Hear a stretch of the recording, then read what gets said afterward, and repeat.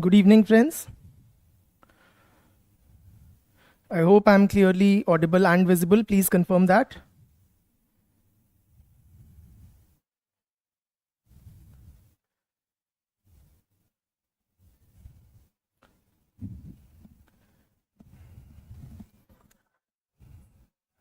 So, let us begin the session. The topic is religion and society, right? From paper 1. Let me introduce a caveat. I'll be taking up all questions or whichever are asked, except for the following topics.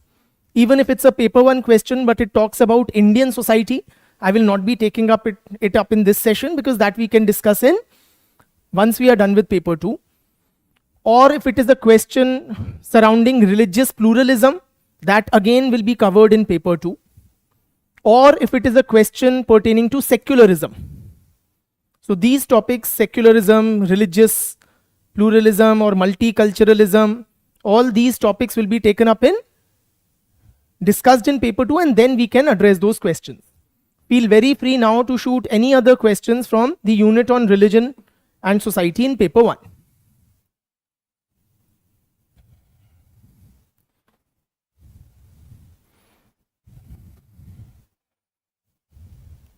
Any doubts, feel very free to ask. Also, my overall suggestion will be that we can confine ourselves to the last 10 years questions. Okay, so let me take it up topic by topic. Let us talk about, religion in primitive communities. Any questions related to that? Like Abhishek has asked, critically compare the views of E.B. Tyler and Max Muller on religion. How to structure this particular answer? Let us take it topic by topic regarding primitive, communities, religion in them. Critically compare the views of Tyler and Muller on religion. How do we address that? This question was asked in 2021 for 10 marks. Let us see.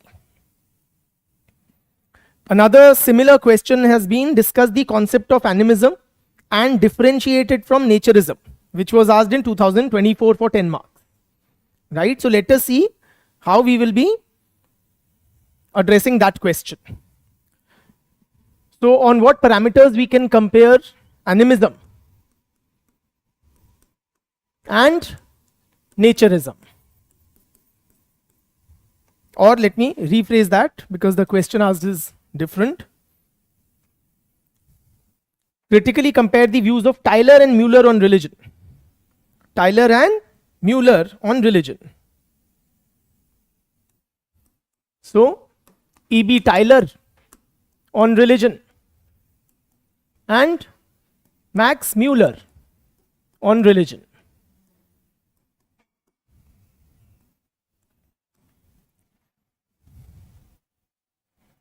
So, how do we compare the two?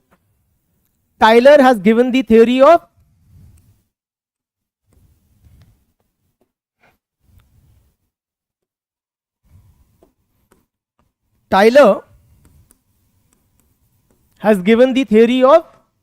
animism, while Muller has given the theory of naturism.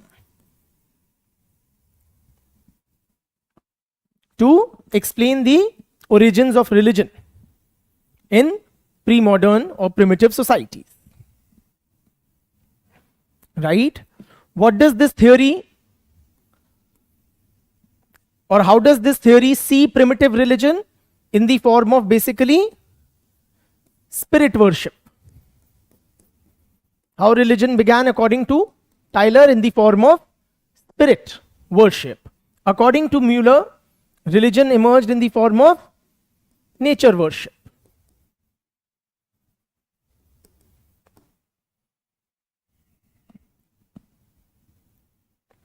Right? So what is the belief? So what is the object of worship? It is spirits and nature. Thirdly, what is the primary belief in the stage of animism, or in primitive societies characterized by animism, the central belief is that all entities, all things or entities possess a spirit or a soul. When I say all things, it means including living entities and even non-living entities are assumed to possess a spirit or a soul. And what is the central belief in case of naturism? That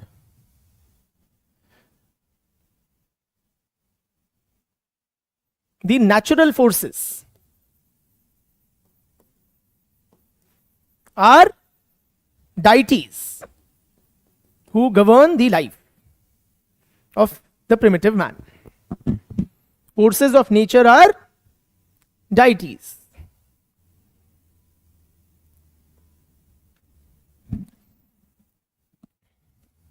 You mention, of course, their works in which they have mentioned or talked about these phenomena. Tyler's book was titled Primitive Culture.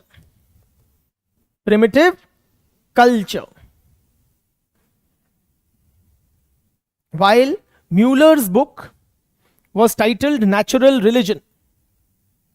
Mueller's book was Natural Religion.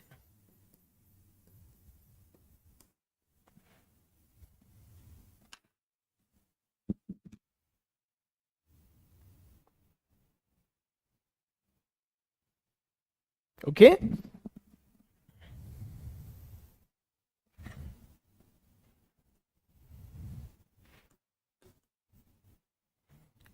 So, what was being worshipped? Spirits of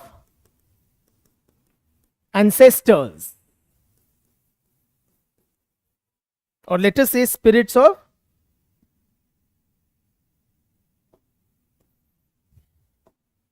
the dead, or spirits of animals, of trees. These were being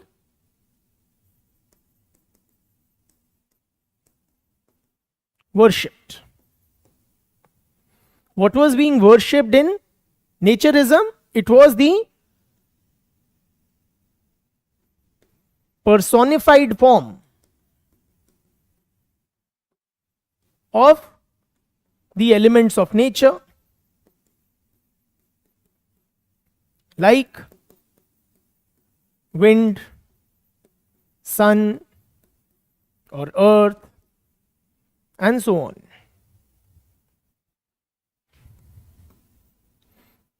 Examples: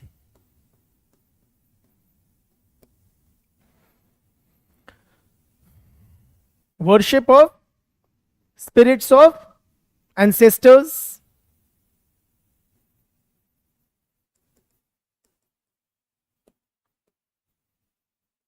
in folk religions in China, a belief in spirit or mana in Melanesian tribes,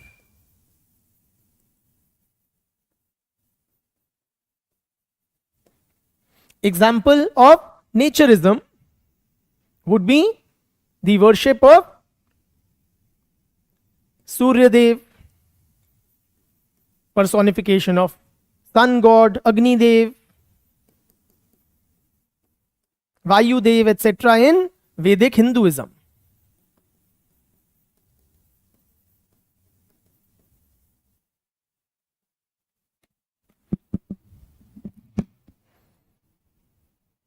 What is the reason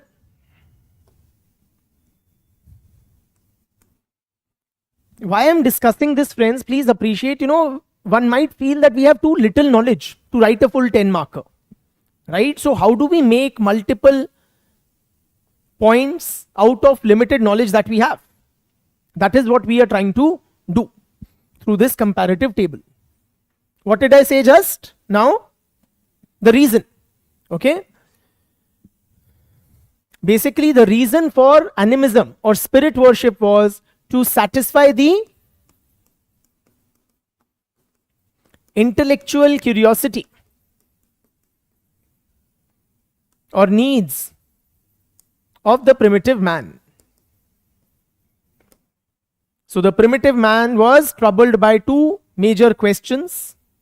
He was trying to figure out what makes the difference between the living and the dead, and he wanted to make sense of dreams, trances, etc.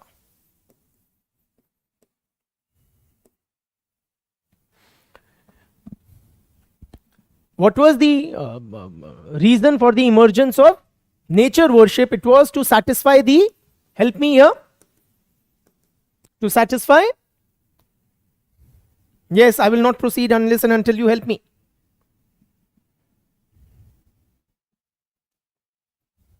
I'll pause.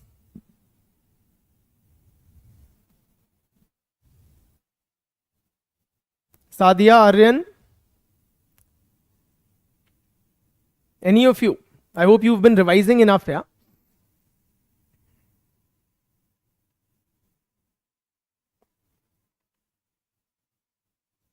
Very good.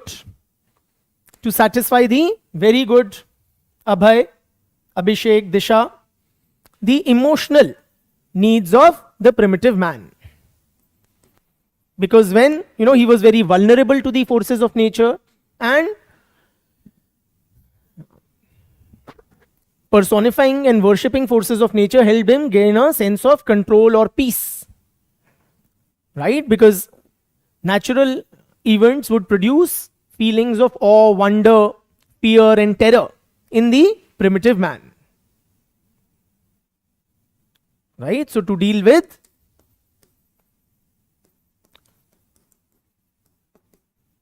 fear and awe, etc., the emotional turbulence that he encountered. कितने points हो गए? 7 points हो गए.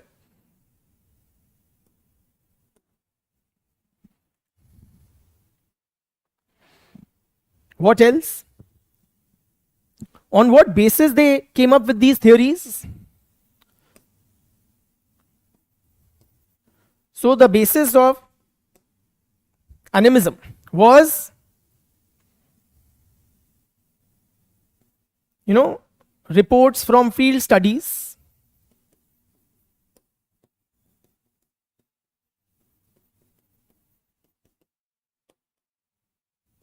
and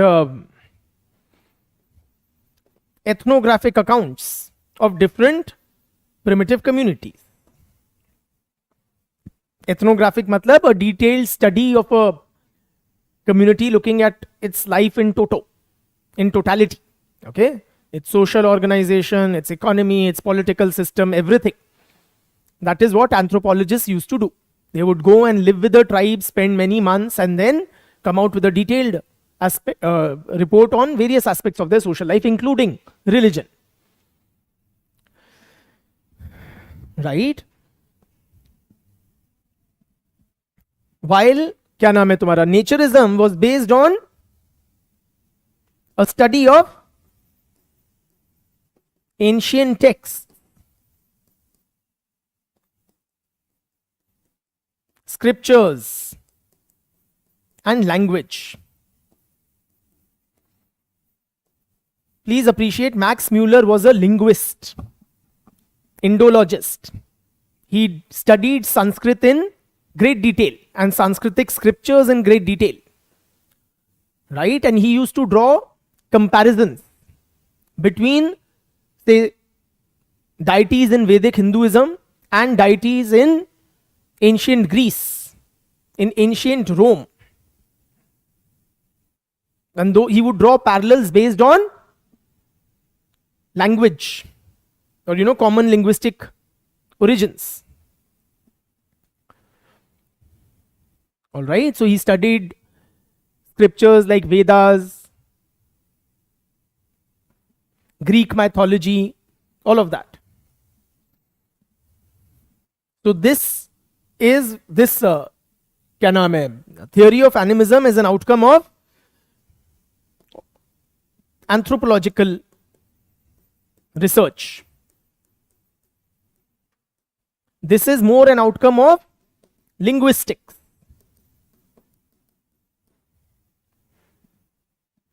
All right. So this is how we draw a comparative analysis of which of these two theories sees the primitive man as somewhat more rational. Philology. Bilkul. Which of these two sees the primitive man as more rational? Any guesses? Which of the two approaches?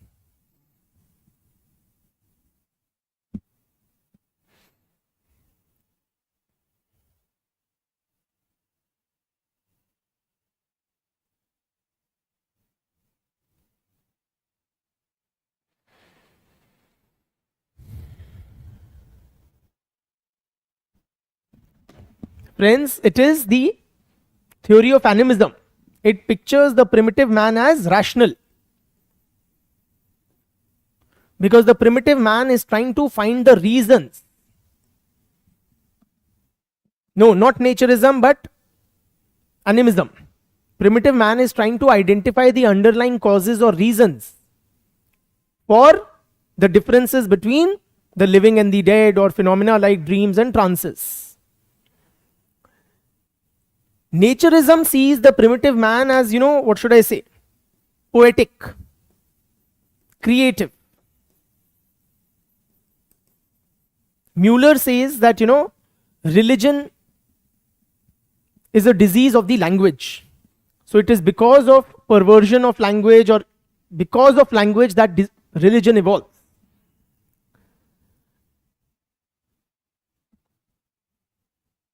So, the primitive man, he wrote tomes about the forces of nature which overawed him. So these are the distinctions between animism and naturism, or the writings of Tyler and Mueller. Another question was put to me regarding primitive religion. One sec. Okay, highlight the differences and similarities between totemism and animism. Akash has asked. 2023 question. Differences and similarities between totemism and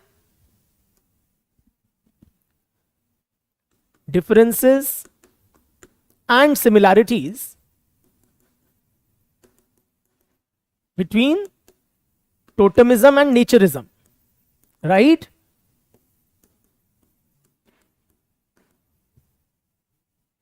No, totemism and animism.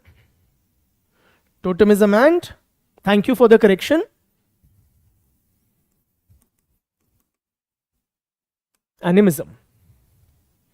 And this is a question from 2023 for 10 marks. Let us begin with the differences between totemism and animism.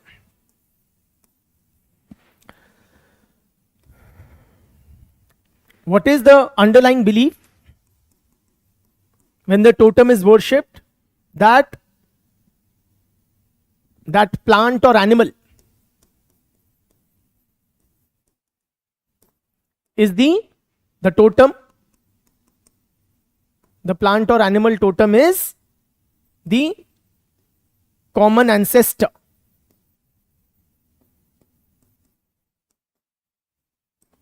Or a guardian angel, kind of a, guiding spirit, guardian spirit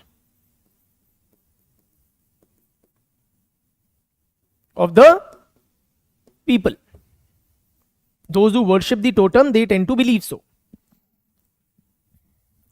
In animism, the belief is that there are powerful spirits that inhabit the world.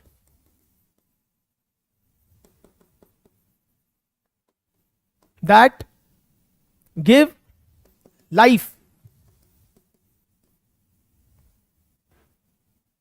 or the life force to things and people.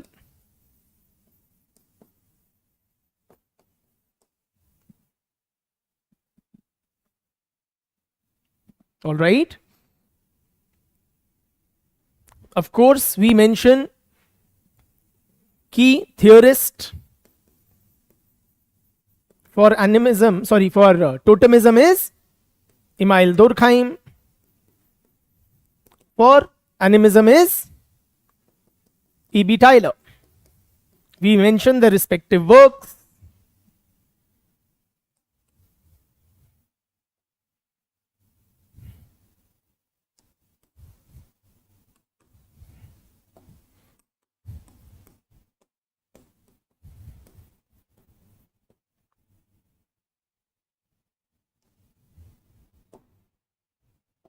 Elementary forms of religious life, primitive culture, respectively, and primitive culture. We mention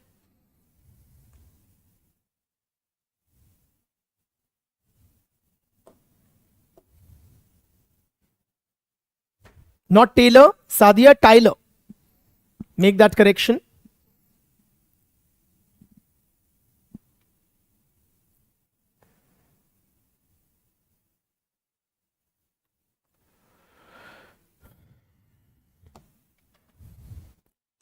What is the totem?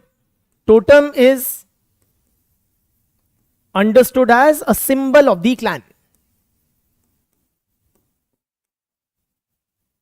Totem is a symbol of the clan.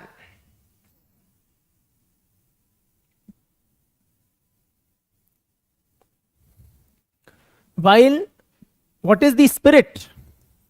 Spirit is that life force that inhabits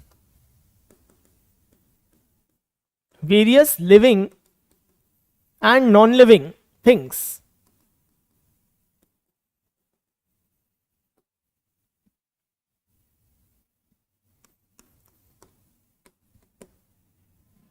What is the role of religion in society?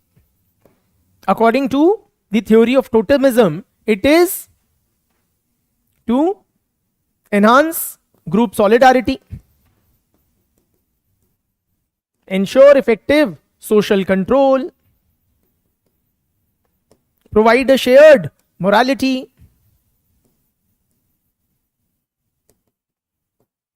and unify the group.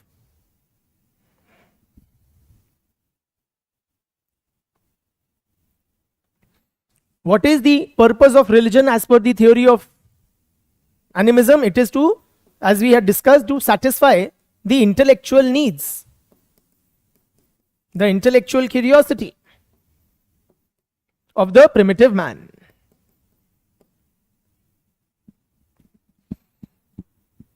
Right? Then we can give examples. Where is totemism practiced? In the Arunta tribe of Australia. An example of animism, like we had said, ancestor spirit worship in folk religions in China, or the worship of spirit as mana in Melanesian tribes. Right?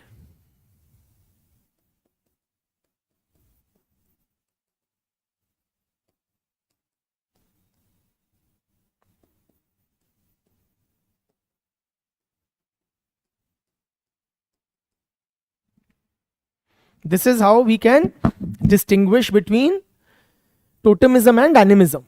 Acha, the question was, one sec. Differences and similarities. Differences and similarities. So, any similarities we can identify? Yes, we can.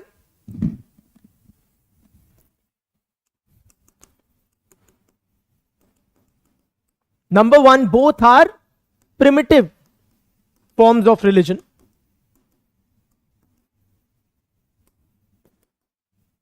Both are primitive forms of religion. In both, several rituals are performed. There is an emphasis on, collective worship, performance of rituals and ceremonies in both Totemism and Animism.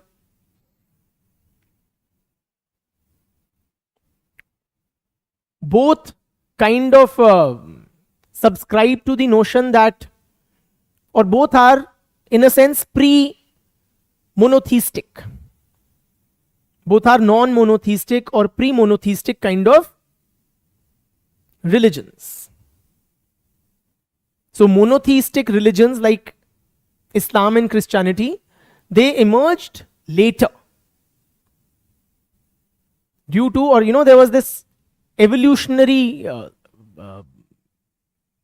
passage of religious beliefs from earlier primitive, or what were regarded by Westerners as crude, unrefined religious beliefs like animism, totemism, to more refined monotheistic religious beliefs and philosophies.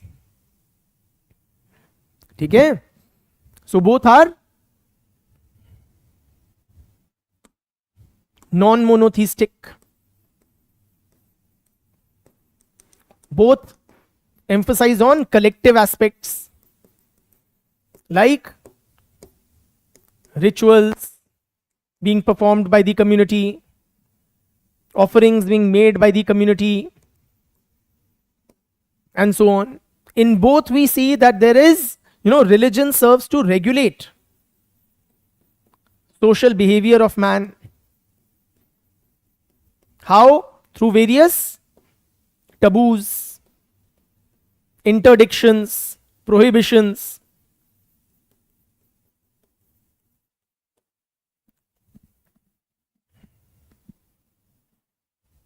Atirek, I'll come to that question as we proceed, topic to topic. All right. There's also another question regarding primitive religions. Ki discuss the reasons for various religious beliefs and practices in pre-modern societies. Does that need elaboration, or you have understanding of how to deal with that question? I repeat the question. Discuss the reasons for the various religious beliefs and practices in pre-modern societies. 2020 question for 10 marks.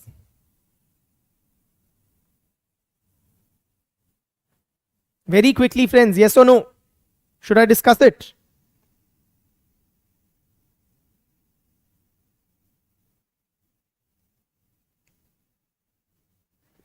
Without a response, I'll take it as I can skip it. Chaliye. Moving on, let us take up questions of a very different kind regarding religion in the modern world. Any questions related to secularization, religious revival that you want me to address?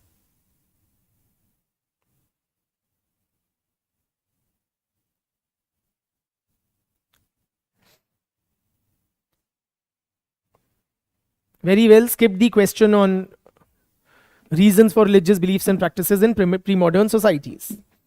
Moving on to religion in modern society, specifically secularization or religious revival. Any doubts? Feel free to ask.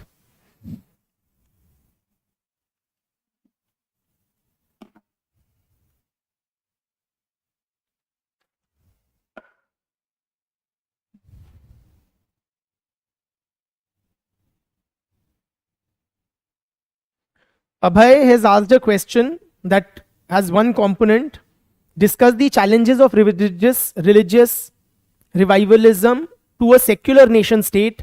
I will take it up after we do paper 2, because we have not yet understood, what precisely is this idea of a secular nation state. Secularism we'll study at length in paper 2, then we'll be equipped to address this question. Chaliye, let us take Akash's question. Do modernization and secularization necessarily go together? Give your views. 2024 question. Sadia, your question, problematize the concept of secularism, again is on secularism. We have not yet discussed it. We'll discuss it in paper 2 and then take it up. I'm taking up Akash's question. Do modernization and secularization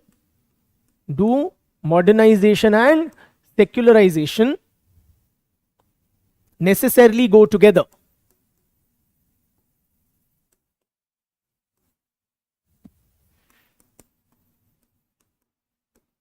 Give your views. 2024 question, right?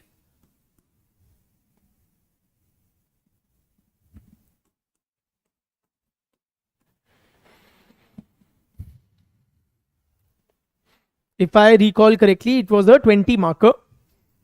Okay. Let us see.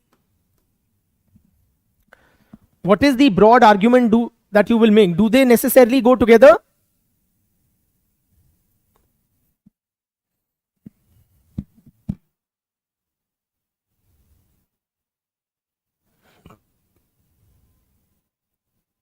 The obvious answer is no. They do not necessarily go together. But how do you frame the argument is more important. So in the introduction, you can say that secularization is often viewed as an outcome, as a logical outcome of the process of modernization. However, the two are not necessarily and always coterminous. Right? Having said, so you begin with this introduction and then you first build the first argument.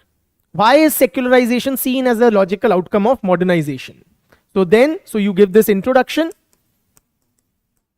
Then second part would be, you will say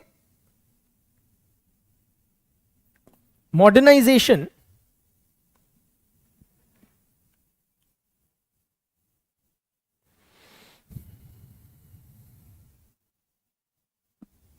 and secularization occurring together.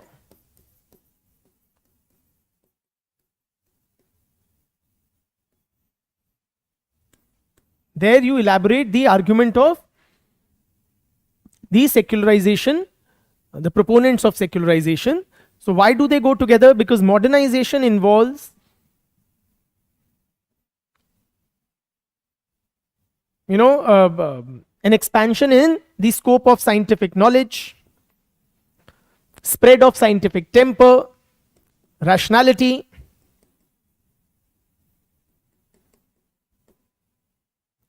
because of which reliance on religion or theological explanations reduces, resulting in secularization. You will not be writing in this equation type format. I'm just doing it for ease, right? But this is not the best way to write it. I'm just sharing the arguments or the points that we'll be making. You'll have to write them in fuller sentences. You can quote scholars like Auguste Comte, who talked about the shift from a theological to metaphysical to eventually positive stage. You can talk about Weber, who had talked about disenchantment and rationalization in modern society, resulting in a decline of religion.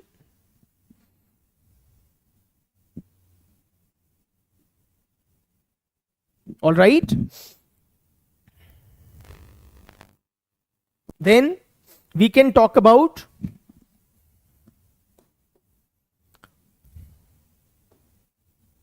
so this is the first argument we have made. Second argument we can make is that the historical experience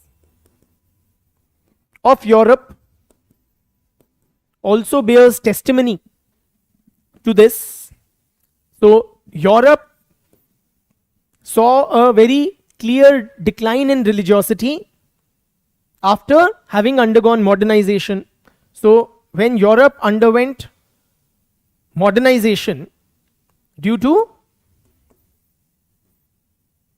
Enlightenment,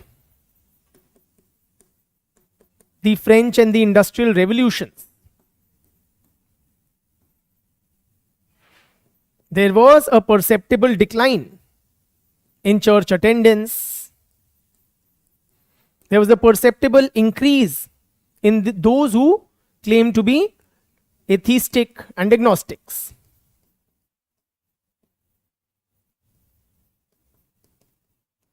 So the European experience suggests that modernization does indeed lead to secularization. Right? We can also talk about how modernization leads to structural differentiation and disengagement of religion from other important social structures. So if earlier one structure was performing many roles, like religion had a political role, it had a role in the education system, in modern societies specialized structures have emerged to perform these different roles. And then, the ties, close or intimate ties that religion had with the political system has been cut off because of the growth of secularism. Religion's hold over education has been again cut off as education has been made non-theological, and so on and so forth. Yes, Shivam, the online course on Sarthi platform and the offline course, it is the same thing. There's no difference between the two. Singh is also asking whether I teach on Sarthi or here. The online course is for that there is a collaboration with Sarthi, and the offline course is in the classroom of IAS Gurukul. So it is both.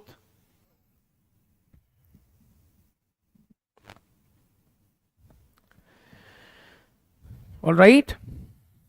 We can talk about how, see, you have to structure your knowledge to meet the demand of the question.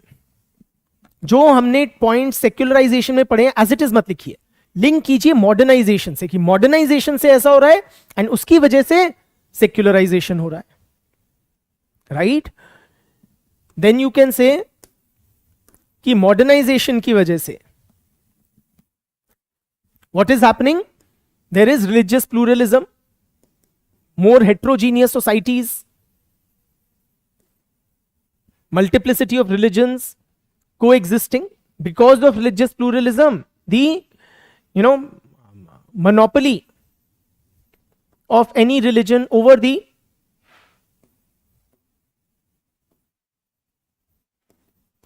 truth, over what it or its version of the truth is subject to challenge and questioning. And this results in, so you have competing versions of truth. Because of that, people's belief in religion declines, या secularization takes place. We can talk about absolutely, Abhay, that modernization results in breakdown of small scale, close-knit communities, what we call societalization, and emergence of large nation states which are governed by these impersonal bureaucracies, right?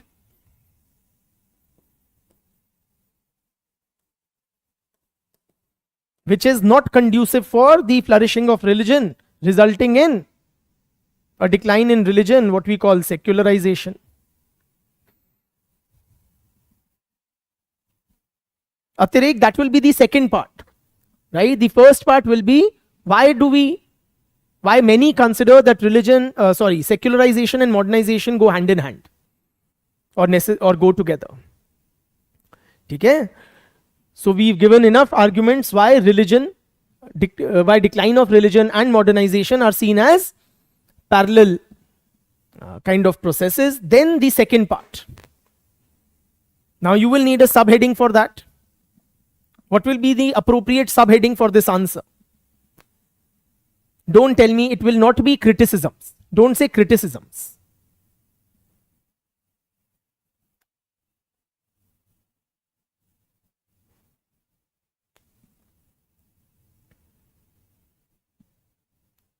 Do not make it a, literal negation also. Don't give one heading that modernization and secularization occurring together and the other one being modernization and secularization not occurring together. Something like exceptions. There you mention that secularization and modernization are not necessarily or in all conditions coterminous processes. No, they don't always go together, Sadia. In other words, modernization can also, religion can very well survive and even thrive along with modernization, which is the exact negation of the argument of secularization. So here you can talk about, in Western or European countries, we saw a clear decline of religion with modernization, but in many non-Western cultures, including, one could argue, India,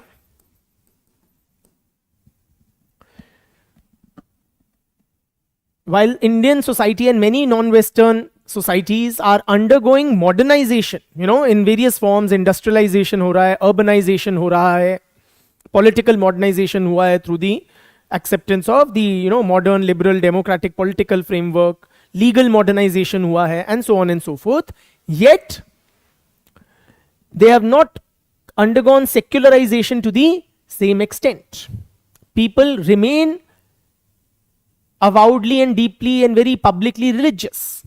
For example, 2025 Kumbh Mela witnessed the participation of more than 65 crore attendees.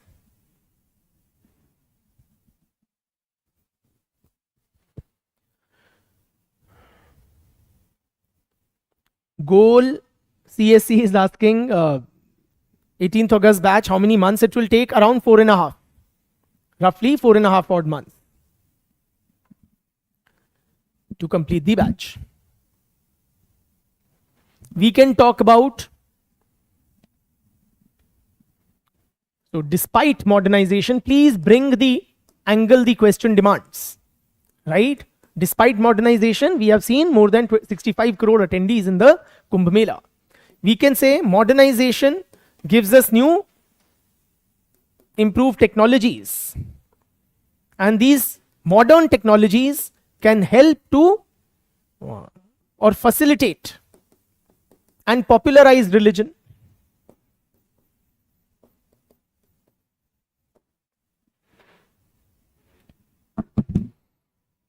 For example, televangelists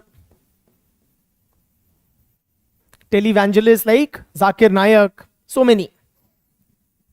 They use modern means, mass media, social media, to reach out to their audiences. More people take interest in religion thanks to that, right? You have Pandey like e-darshan. So you don't need to visit the place of worship. You can make offerings, receive this thing in online mode, or book tickets online, and so on and so forth. Absolutely Devla. According to Durkheim, religion survives and thrives in modern society, albeit in changed forms, though in a different manner. Old sacreds are replaced by new sacreds, but the essence of religion remains the same. According to Durkheim, civil religion or state worship, nation worship, cult of the individual, these are the new sacreds, but then again they also bind the individual, bind the members together, provide a shared morality, ensure control over the individual of the community, and so on and so forth. ठीक है? Civil religion जो ये phrase या concept है, that is attributed to Robert Bella. Robert Bella, which well aligns with,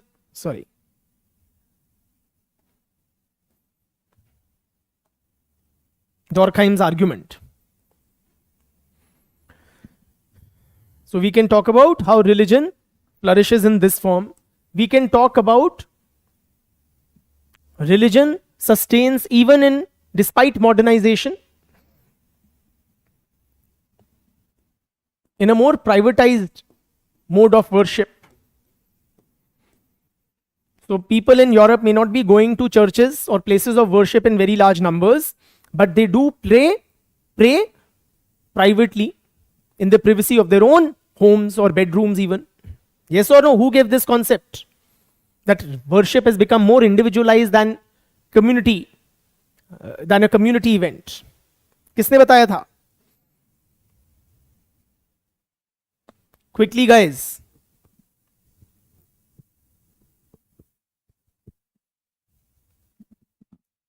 Who has talked about that religion survives in an invisible form? Absolutely. Thomas Luckman. Thomas Luckman. I think it is double N. Is that right, Devla and others? We can talk about why, modernization has resulted in an increasingly materialistic and hedonistic kind of a lifestyle. Excesses of consumption culture, which leads to, people get saturated and alienated from that, and then they again return to religion.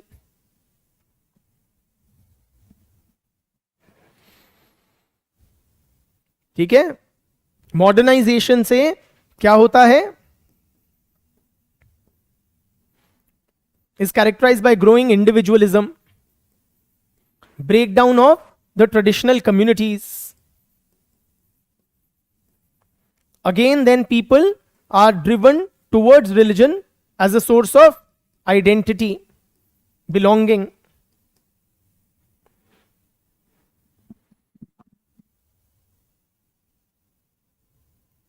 All right, this is how we can address this question. Any other question on secularization that needs to be addressed?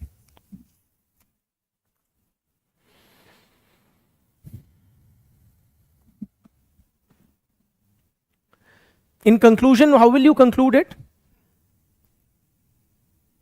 So in conclusion, we can say that clearly modernization and secularization are closely related, but not necessarily coterminous kind of processes. Modernization is a complex phenomena which has a multifaceted effect on religion and religiosity in society.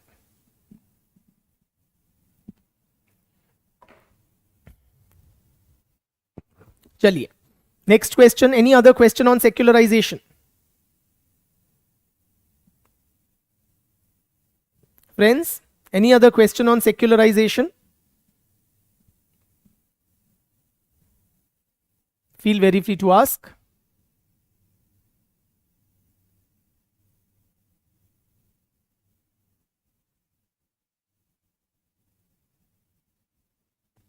Friends?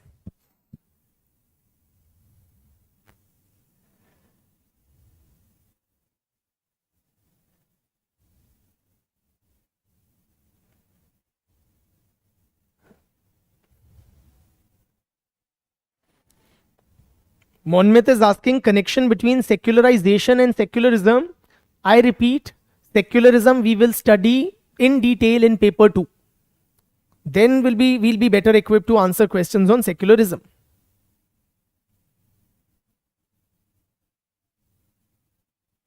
Any other questions pertaining to secularization, friends? I take that as a no. You've been posting other questions.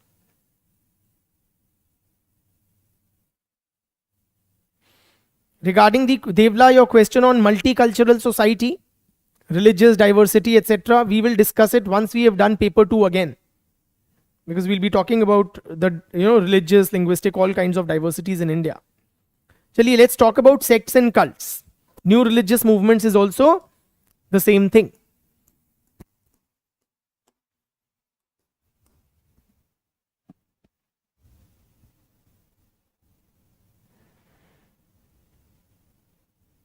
How do you understand the phenomena of the mushrooming of sects and cults in contemporary society? Discuss factors responsible for this trend. 2024 question. I repeat, how do you understand the phenomena of mushrooming of sects and cults in contemporary society? Discuss the factors responsible for this trend 2024.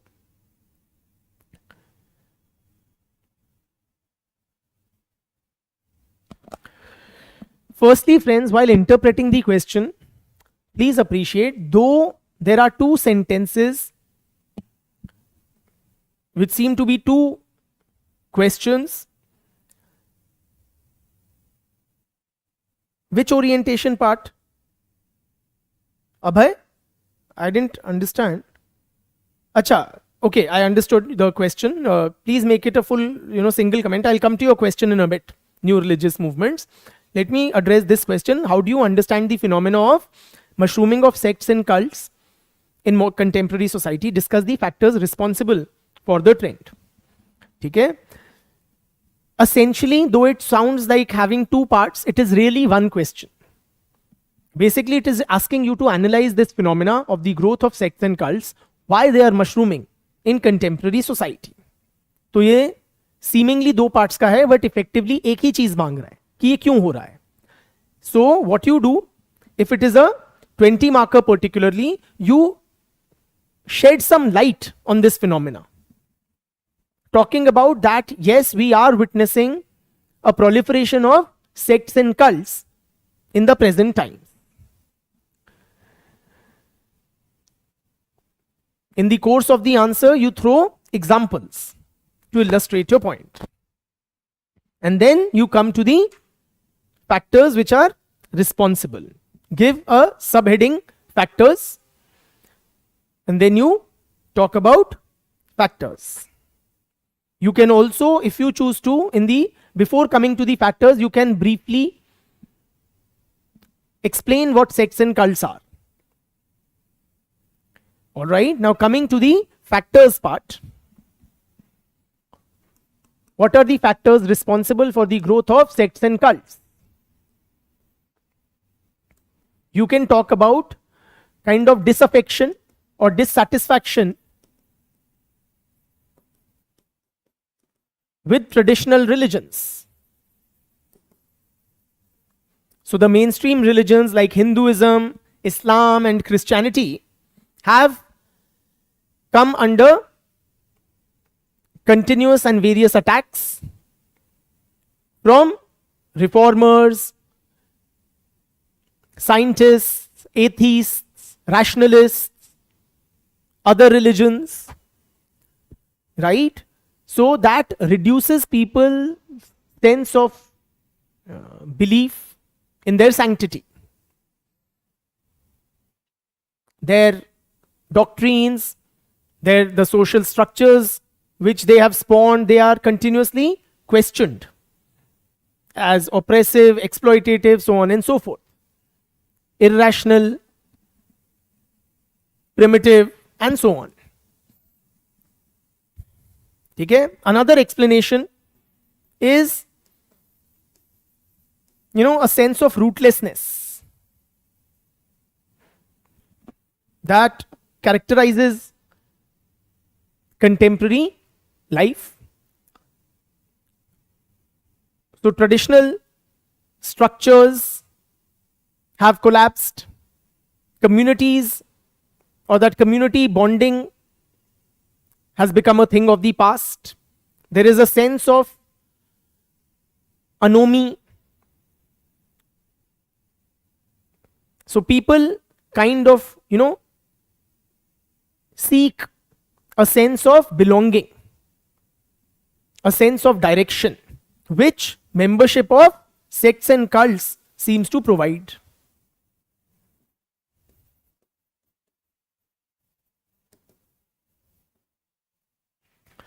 Similarly, friends, contemporary society is characterized by high levels of uncertainty.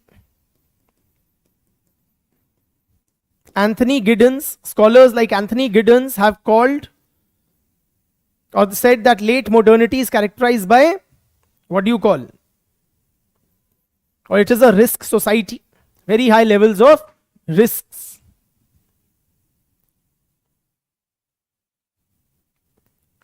Durkheim had termed it as a situation of anomie. So, sects and cults give a sense of certitude, certainty, especially moral certainty. They tend to offer.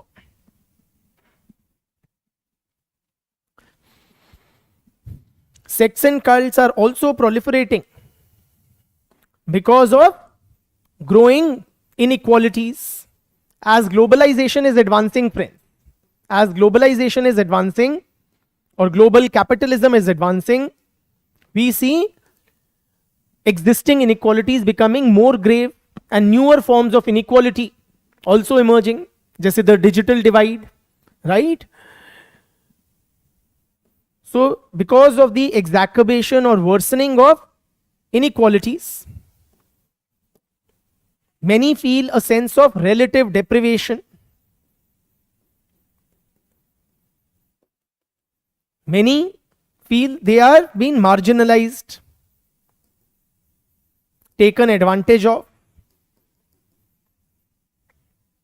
So, sects and cults appeal to those who are suffering from a sense of relative deprivation. Very good, Sadia. Another important reason why sects and cults are proliferating is because of technological advances, particularly the internet and social media give a wide reach and potential audience to the founders of sects and cults, or reach to sects and cults basically.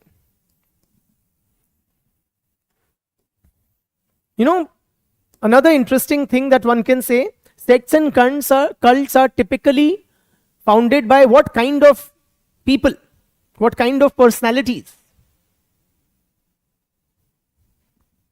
What kind of personalities typically tend to lead sects and cults?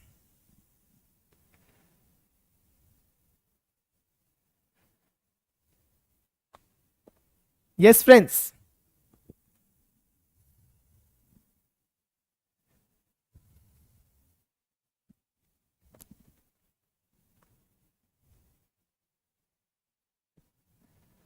Charismatic leaders, right? Now, contemporary society makes it more, or should I say, facilitates the emergence of a charismatic leadership.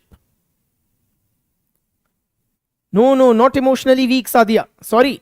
The leadership is not emotionally weak. One could contend that the followers are, but the leadership is quite visionary in that sense, and they typically carry a charisma, right? So, can we say today it's easier to be somewhat charismatic? That a new crop of leaders are emerging who carry a greater charisma. Why? Because they are guided by professionals. Literally, there's a whole industry that it has spawned. You have people who can help you with image makeovers or image management, right? Who will train you into the art of public speaking. They will give you some insights into psychology or all of that. So that helps, see such professional inputs by all these kinds of professionals. They help certain people to develop a charisma and attract a following. Photoshop can also play a role, absolutely. तो आपके चेहरे पे एक चमक डाल देंगे, है ना? ठीक है? We can talk about how, due to heightened individualism, many are experiencing an identity crisis. So, membership of sects and cults becomes a source of identity. for many.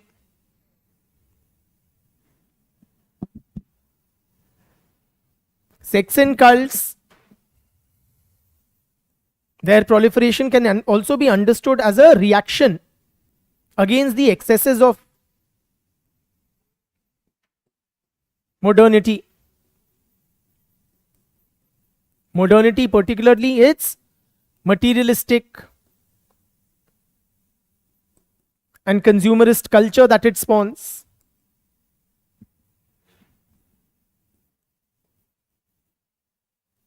लोग थक जाते हैं कंज्यूम कर करके, so then they seek to return to religion which these new religions promise.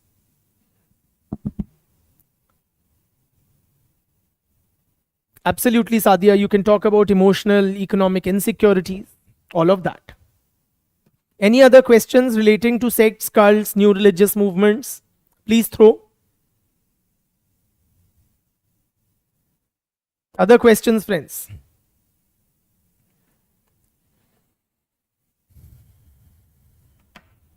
Sects, cults, new religious movements. Okay, questions?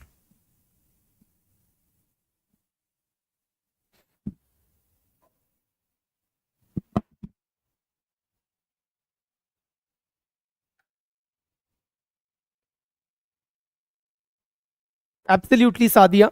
In times of unemployment, uncertainty, people turn to sects and cults for hope and healing.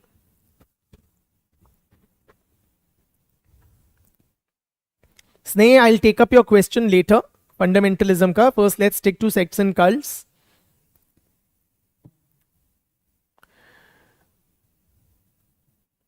What are new religious movements? Let us take this up. What are new religious movements? Elaborate, emphasizing their forms and orientations. Elaborate, emphasizing their forms and orientations. So basically, friends, the term new religious movements, this is a question from 2023. Question is, what are new religious movements?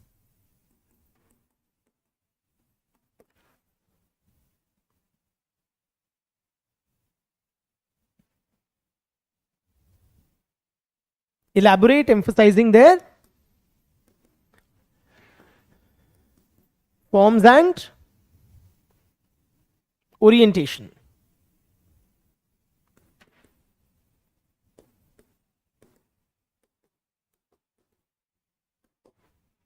One second, friends. Give me a second.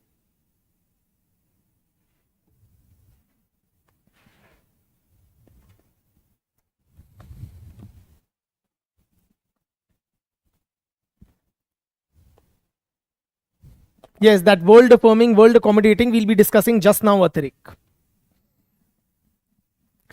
Basically, the term new religious movements was initially applied to cults, what we have otherwise understood as cults. All right.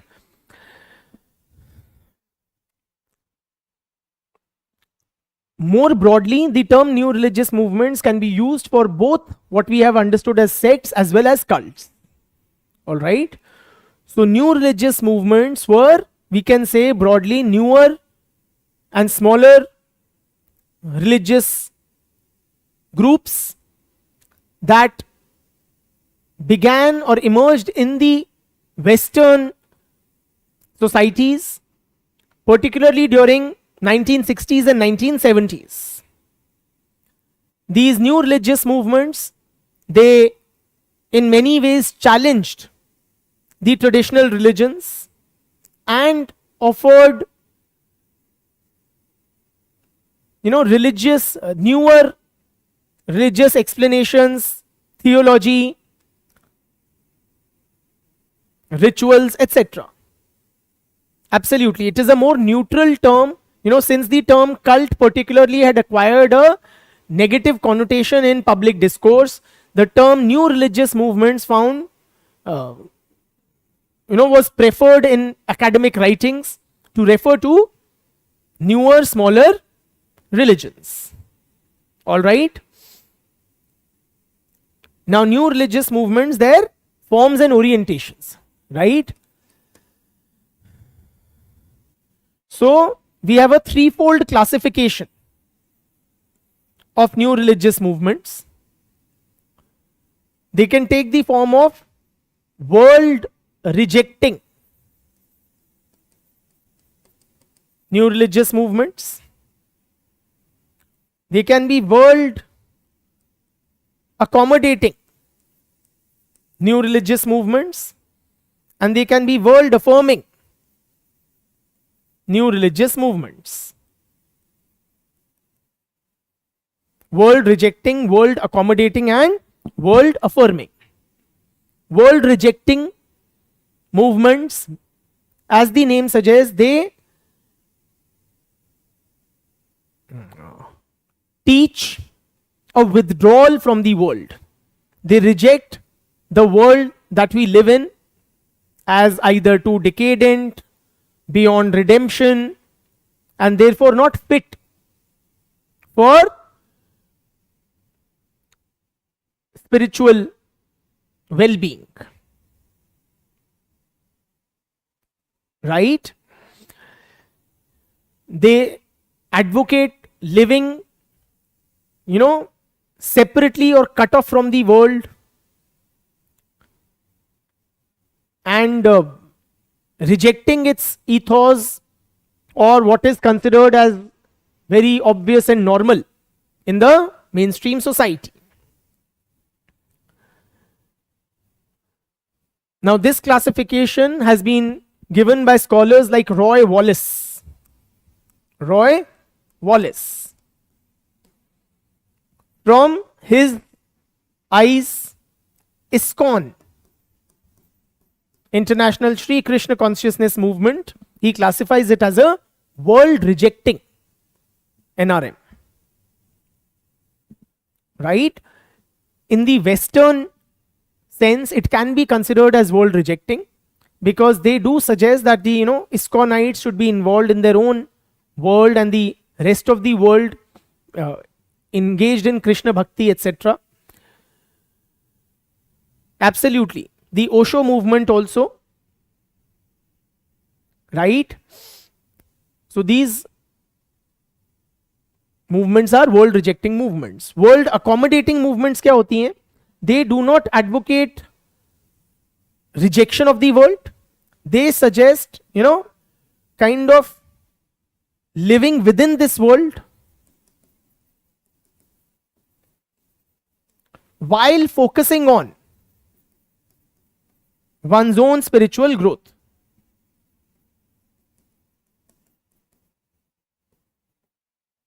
Focus on spiritual growth within the world without rejecting it.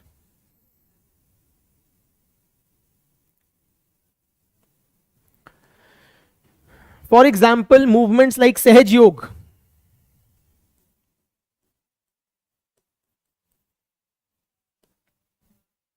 These kind of movements, world accommodating movements, they focus on an inner transformation. You don't have to reject the outer world. You focus on an inner transformation through meditation, etc. Absolutely. Sri Ravi Shankar, Art of Living, Sadhguruji, the Isha Foundation, these can be considered as world accommodating movements. World affirming movements are those which try to improve personal well-being in the world. In other words, they help an individual to succeed in this world, in the modern world.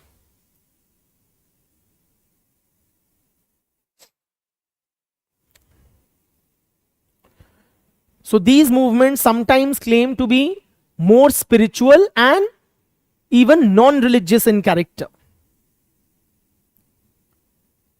For example, Scientology, of which Tom Cruise and Nicole Kidman were prominent members. There is an emphasis on empowering the individual, on personal development. Simply the idea is that you will become a better person if you adopt these ways. That is world affirming. Alright, so world rejecting, that say this world is barbad. Let us reject it altogether.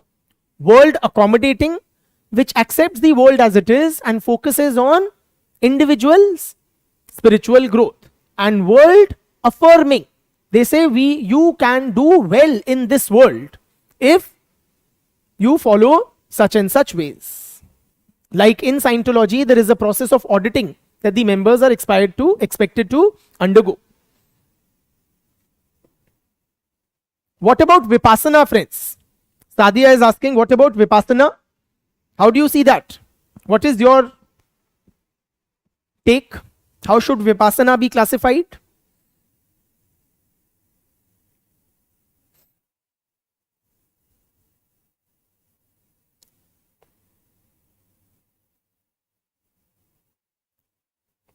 Vipassana will be a world affirming kind of a movement. 18th August batch will be for both online and offline students. Kartike. So that is about the question. Acha, forms and orientations. What are the different orientations of new religious movements? You can have, kind of millenarian. Orientation, how do they, what is the underlying idea? You can have millenarian orientation, or what is also called as an apocalyptic orientation. Millenarian movements or orientation means what? The root word is millennia. Millennia means 1,000 years or a very long period of time. So these millenarian movements, they basically believe in an impending end of the world. An impending end of the world. When we say end of the world, because after a catastrophic kind of an event, a new world will arise. So there will be some mega event, some pralay, some great flood, after which a new kind of world order will be created. Because the present world has become too decadent, corrupt, unlivable, evil, and so on, immoral. For example, and these millenarian beliefs are even present in mainstream religions. Like in Christianity, there is this thing of concept of the second coming of Christ. In Hinduism, there is this notion of the next avatar of Bhagwan Vishnu. कल की रूप में आएंगे वो, right, towards the end of कलयुग, और उसके बाद फिर से सतयुग शुरू होगा. इसी तरह से several millenarian movements, what were called cargo cults, emerged in many of the colonies, like in Africa, in tribal communities in India during the colonial rule. Colonial rule led to a disruption of their social, economic and political systems. So, some sort of a Masiha kind of figure emerges who claims that the colonial powers will, meet their fate, they will lose their power, and a new world order will come wherein we, the natives, will be in power. Why are these called cargo cults? Because in many African tribes, they would envisage, that cargoes laden with goodies, material prosperity, a sign of material prosperity, will come on the shores. And those will be under the control of the natives. Or India में जैसे वो Munda uprising थी, led by the charismatic young Birsa Munda. Right? So he also claimed to be an avatar of Lord Vishnu, that British bullets cannot pierce him. And he was literally is revered till this date as Bhagwan Birsa. Right? So that Munda Raj will be established, and so on and so forth.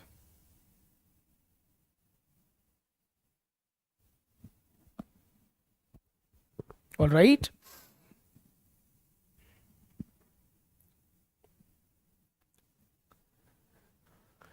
Why did we classify Vipassana as world affirming? Because it helps you become a better person in many ways. It will make you more, or so it is claimed, it will make you more efficient, more rational, less distracted, more goal oriented, more focused, which will help you achieve your various life goals. Chaliye, continuing with orientations. Another kind of orientation can be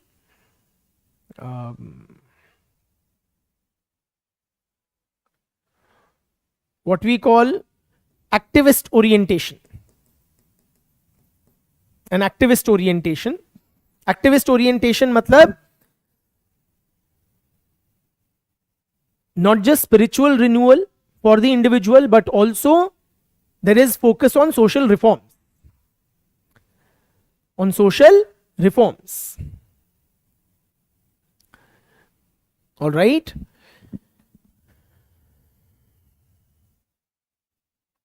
So many such movements, for instance, they have focused on, in Indian case, they focused on promoting, giving up consumption of alcohol, giving up meat eating, empowering the downtrodden sections like Dalits or tribal communities, and so on. Another would be those with a mystic orientation. Mystic orientation. So they claim some access to secret knowledge, to some sort of hidden wisdom, based on which they can ensure novel spiritual experiences for the individual.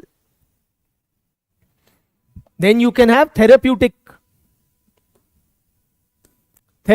cults and sects. Therapeutic ones, they, as the name suggests, promise healing. Kind of inner healing, emotional healing, mental healing, even physical healing. All right. These are the various kinds of orientations. There was also a question on differentiate between sects and cults. Does that need to be addressed, or shall we move on?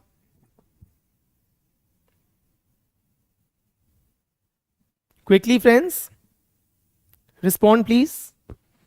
Should we try to distinguish between sects and cults?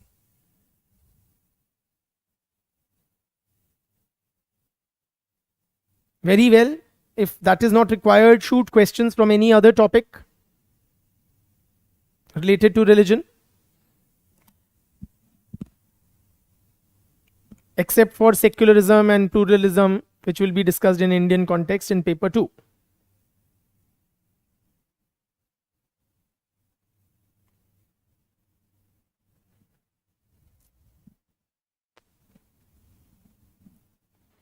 I got the nose. Tell me the next set of questions you have. Let me propose meanwhile, till the time you've thrown some questions.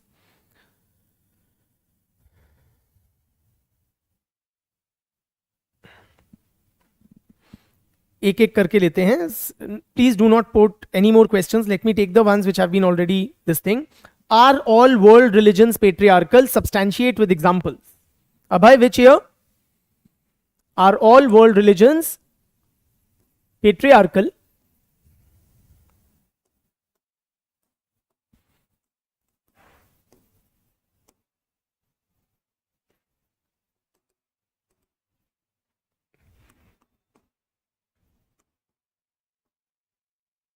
Substantiate with example.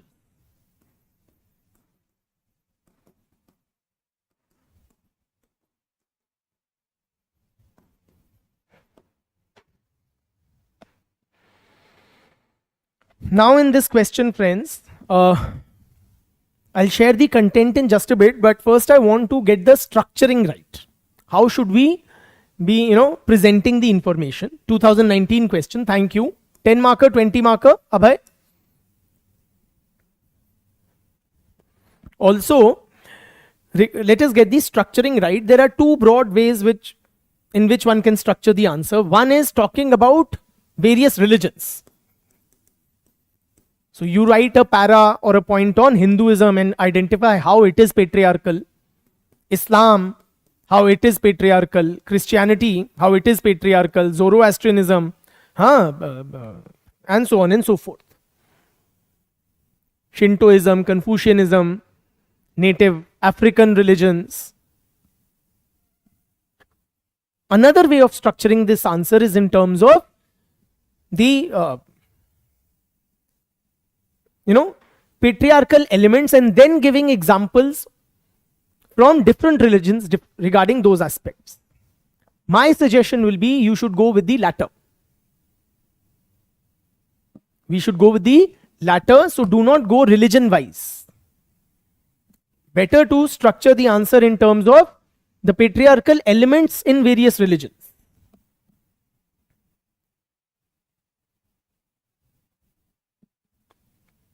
Okay, so you're not sure whether it was a 10 or a 20 marker. Let us say it was a 20 marker. We should have ample content, and we do.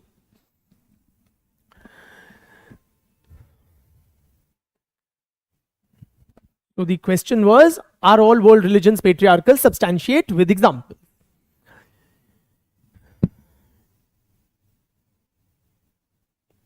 So in the introduction, we can say that patriarchy is a universal social phenomena across cultures and religions. Controls and restrictions are placed on women, or women are subordinated to male authority in varying degrees. Such male control over women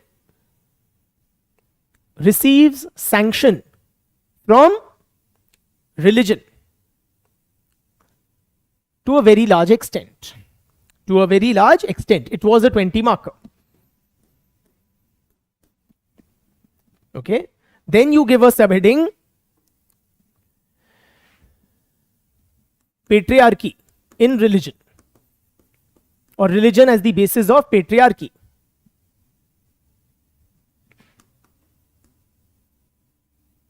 Or religious patriarchy simply. Now you talk about why we are saying that most world religions are patriarchal. Number one, male founders. Most religions have been founded by men. For example, Buddhism has been founded by Gautam Buddha. Sikhism has been founded by Guru Nanak. Christianity has been founded by Jesus Christ. Islam has been founded by Prophet Muhammad. And so on and so forth. Give a couple of examples. Secondly, masculine conception of God.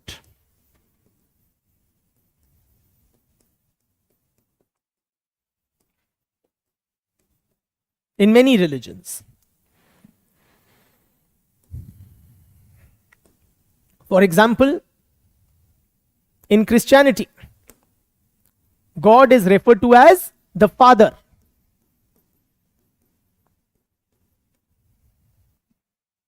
In Islam, in Judaism, though God is considered as genderless, but masculine pronouns are used while referring to him.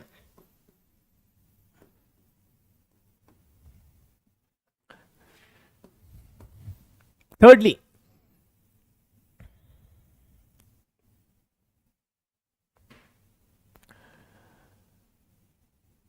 authors and interpreters of scriptures, of religious scriptures, are mostly men.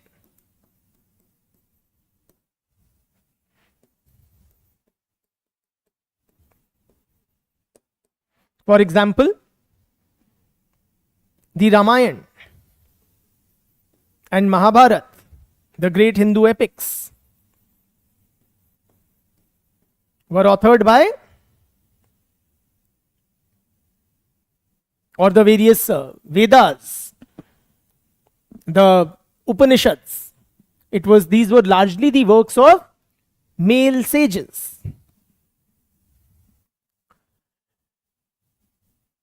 Likewise, in the Guru Granth Sahib,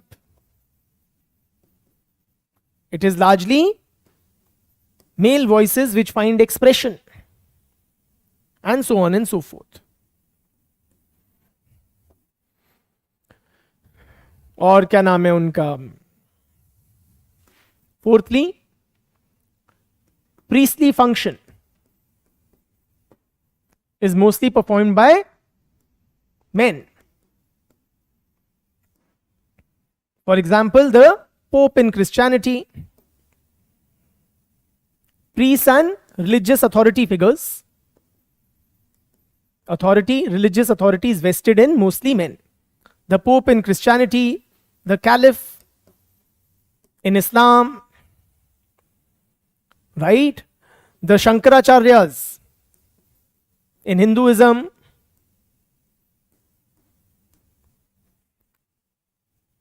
the Pujaris in Hindu temples, the Maulvis in mosques, these are mostly men. The rabbis in Judaism are mostly men. Nextly, advocating control, male control over women. So religions tend to promote male control over women's bodies, their sexuality, their mobility. For example, Manusmriti says that women are not capable of independence. A woman should be under the control of her father in childhood, husband in adulthood, and son in widowhood or old age. Right? Likewise, Islamic scriptures condone wife beating. They promote a strict dress code characterized by modesty, etc., for women particularly.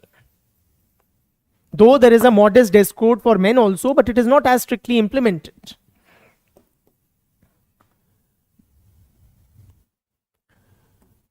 Wives are kind of instructed to obey their husbands.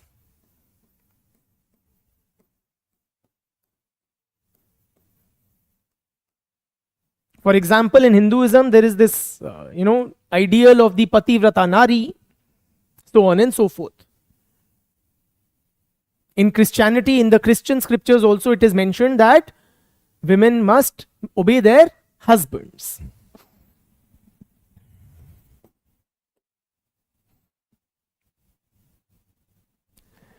Religions also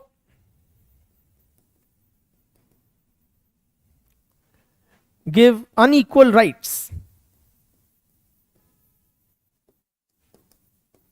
privileges, duties to men and women.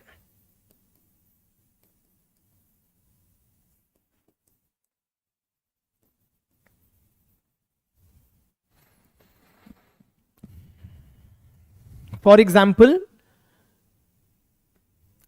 what should I say? A lot of rights in marriage, rights over children or custody of children, or to which group a child born is considered as belonging to. This is mostly given to men. Rights and control. Or in Islam, you can say man has the right to give triple talaq, but a woman does not have it. Men have, say, 2 female witnesses in Islam, in Islamic jurisprudence, are considered as equivalent to one male witness. Right? in so rights regarding inheritance, rights regarding custody of child, maintenance, all of these. Absolutely. Then there is menstruation taboo in many religions.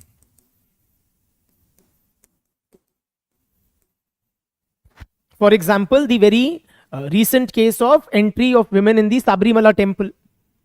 It was considered, or so, menstruating age women were prohibited from entering the Sabrimala temple because it was assumed or considered that the deity is a brahmachari. Even otherwise, in your and my homes, in Hindu homes, we see that women do not enter certain sacred spaces like the home temple, the kitchen during menstruation. There's a prohibition on that. Right? And this menstruation taboo is also prevalent in various other cultures. In Islam, menstruating women are advised to not say keep fast or not read the Quran, and so on and so forth. Right? So many things we can talk about.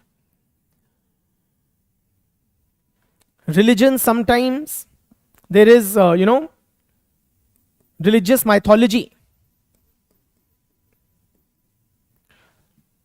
promotes gender stereotypes.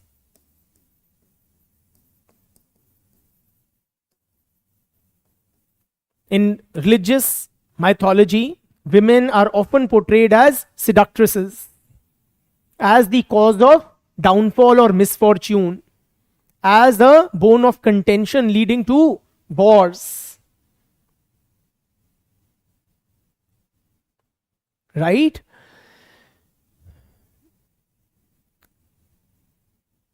For example, the war of Mahabharata took place because of what Draupadi did when she laughed at or mocked Duryodhan.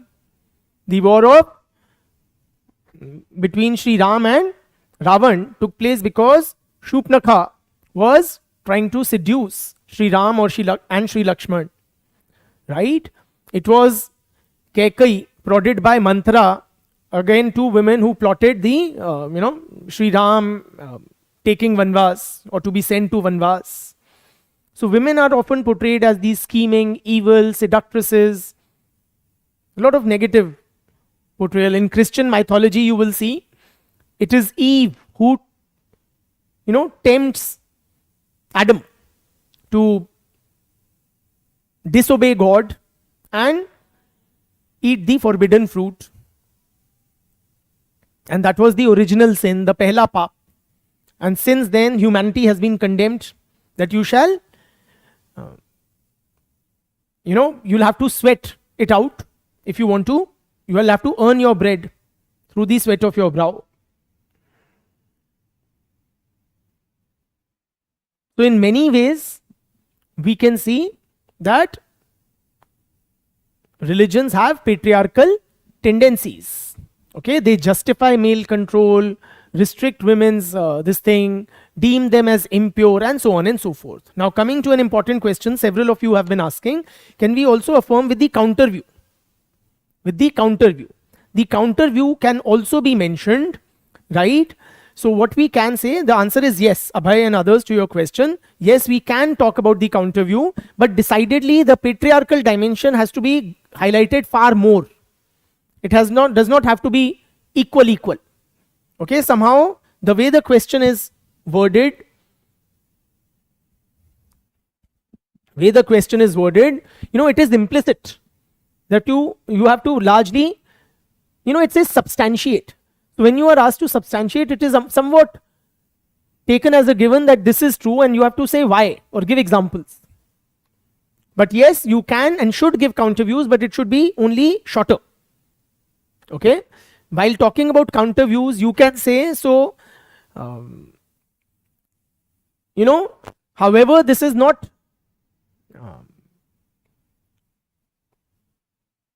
religions are not monolithic, and there are significant and important variations in religious beliefs and practices. For instance, in Hinduism, Hinduism is a Devi worshipping culture. There are numerous female deities, right? You can talk about how across religions there have been reforms, social religious reforms have been undertaken, which have tried to address these patriarchal elements. So reformers have, and many times reformers have relied upon scriptures to reinterpret and reinterpreted those scriptures to give a new direction to the religious community. For example, reformers like Ram Mohan Roy, Swami Vivekanand, what they argued? That Hindu scriptures do not sanction sati pratha, do not sanction untouchability, and so on and so forth. Right? Moreover, friends, there are feminist voices in different religious communities. For example, within Islam, or there is a branch of feminists, I would call them, called Islamic feminists. Islamic feminism kya kehta hai? They try to reinterpret the verses of the Quran, particularly the Quran, less focus on the hadiths, as being pro-women. So feminist interpretations of religion highlight how religions in their true form were quite, they were important forces of gender equality. But there have been somewhat misinterpretations by patriarchal elements. Okay? But the broader argument has to be how religions are patriarchal. Right? You can also say that, and this aspect that religions are patriarchal, this has been written about extensively by numerous scholars. Simone de Beauvoir, The Second Sex, Kamla Bhasin, Leela Dubé, right? They have highlighted. So Kamla Bhasin takes a very categorical, clear position. She says all religions are patriarchal. No two doubts about it. Okay? So इस तरीके से we can address this question. Any other questions, friends? There was a question on how is Durkheim's theory of religion different from Weber's theory of religion. Does that need to be taken up? How is Durkheim's theory of religion different from Weber's theory of religion?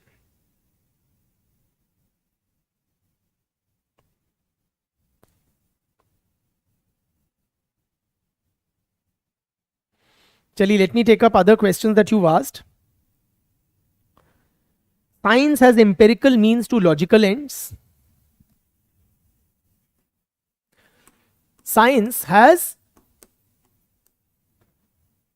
empirical means to logical ends.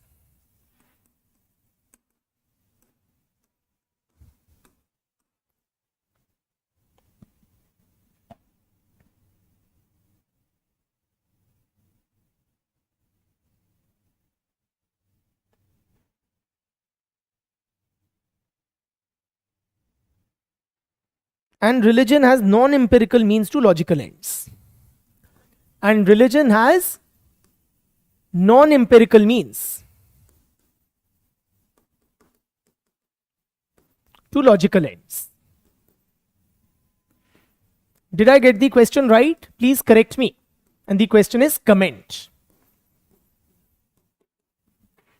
Please mention the year and marks also.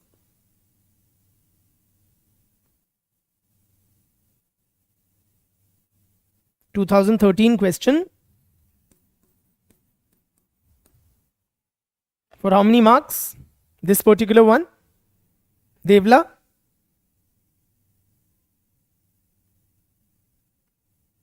Akash, how many marks was this for?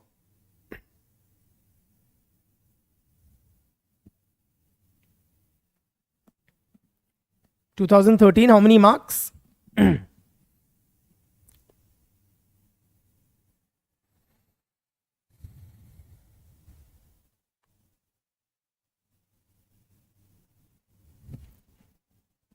Chaliye. Now in this question, what we are required to do, friends?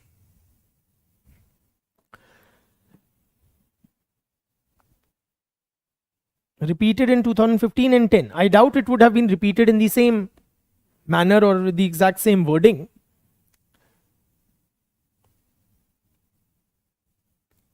In any case, what the sentence here means, we'll come to the comment part. First, let's decipher the sentence. It is saying science uses empirical means, religion uses non-empirical means, but the ends for both are logical. Ends for both are, it was a 10 marker. Okay. So you have to highlight how the means of science and religion are different.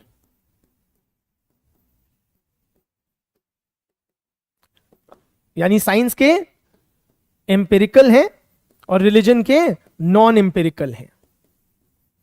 And second part, ends दोनों के same है. Ends for both science and religion are logical.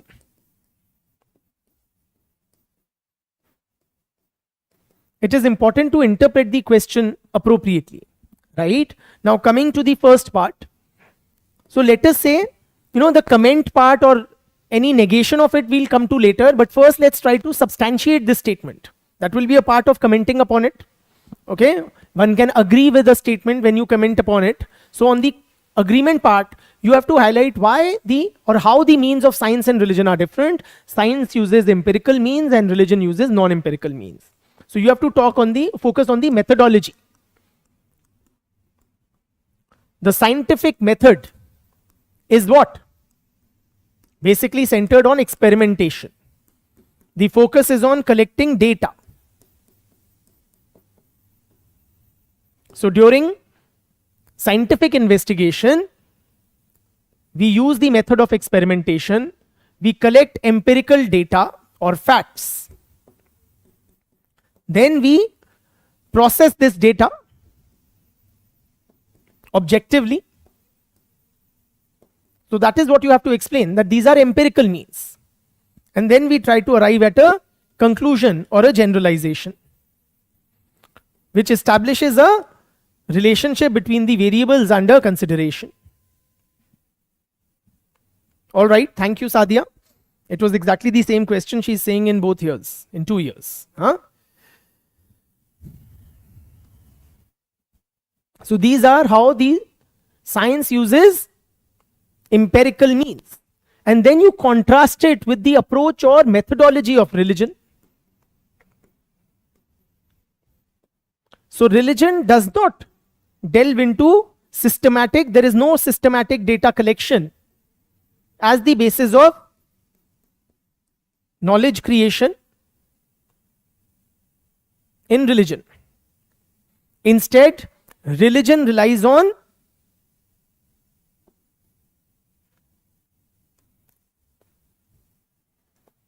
personal mystical experiences,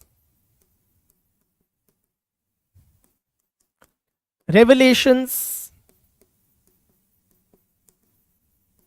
the sanctity of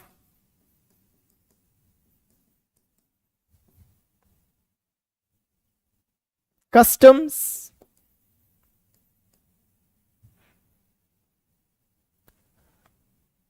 blind faith. Let's not call it blind. Why I'm not calling it blind? Because if we have to accept this statement, then it sees religion also in a positive light. Though its methods are different, but the ends for both are logical, right? It relies on faith, revelation, sanctity of customs, and so on and so forth. In science, in contrast, you also have peer review, verification, transparency, transparent sharing of data, This is the method of science, which is very different from the method of religion. So religion has non-empirical means. It does not require or does not demand an empirical basis for the claims made, but science really does.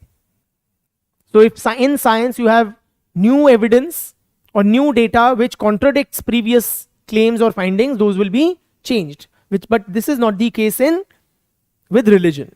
So science uses empirical means, religion uses non-empirical means.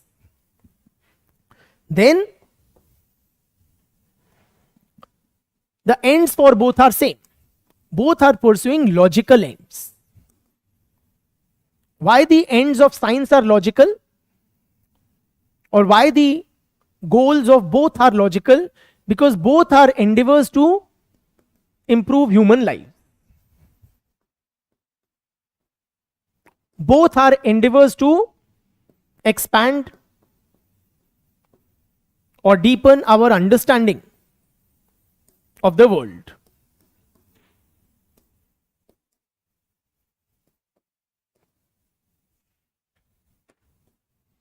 Both science and religion try to contribute to the betterment of society. All these ends are logical, but the means that they are resorting to are different. Absolutely. Science is doing it through proof and religion is doing it through belief. Right? But the end goals for both are logical. Right? How they try to achieve them is different. Now coming to the negation part. If it was a 10 marker, you may or may not have space for negation. It's fine, absolutely fine if you don't. And if you get space and can think of some commentary, you can also add a negation. How do we negate this? A negation can be that critics argue that religion, critics of this point of view argue that religion, not only the means but also the ends or the goals which religion pursues are also non-logical. So religion के goals होते हैं things like मोक्ष, salvation, becoming one with the divine,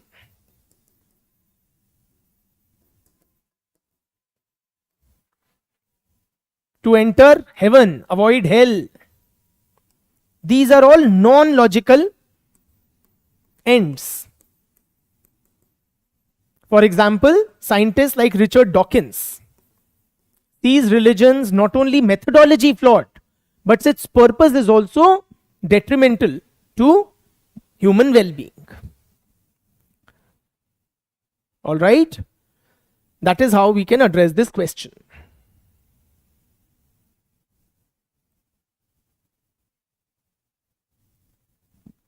Any other questions, or we shall call it a day?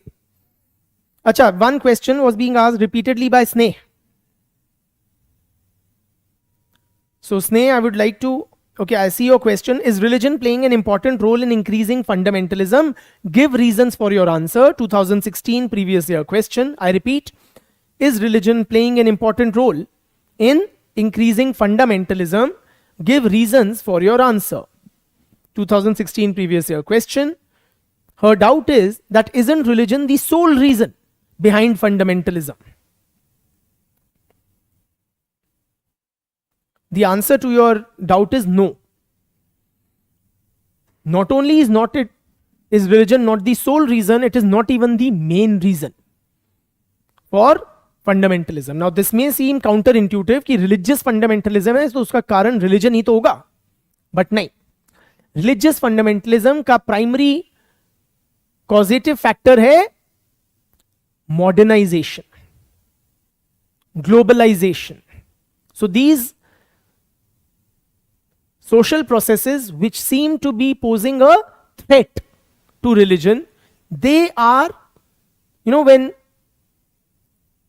a belief system is perceived to be under a threat by its followers, then some of its members encourage a more fundamentalist view. So religion in that sense, like T.N. Madan says, religion has been in existence since ancient times. But fundamentalism is a modern day phenomena. We did not have religious fundamentalism in pre-modern societies because there was no sense of threat to religion. There was no enemy.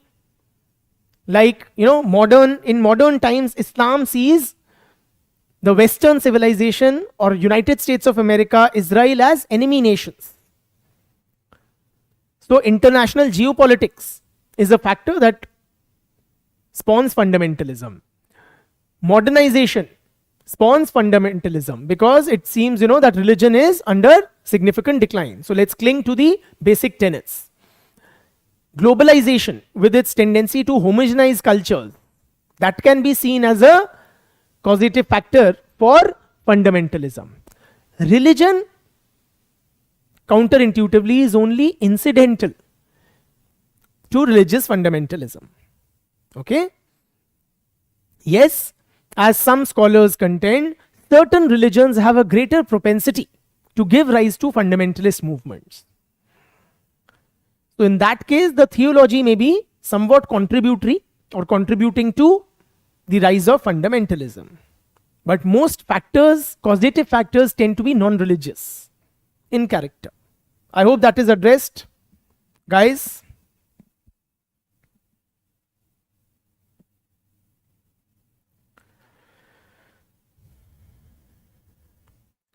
Chaliye, thanks a lot.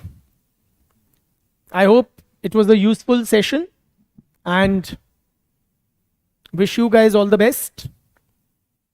Thank you. We'll have another session on another topic, hopefully next week, in about a week's time from now.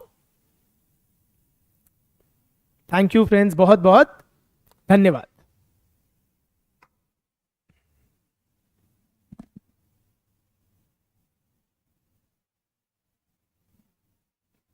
Thank you, Sadia. Thank you, Akash.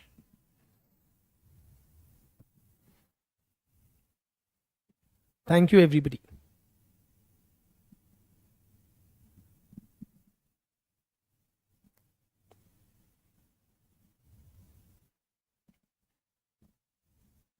Thank you, Abhay.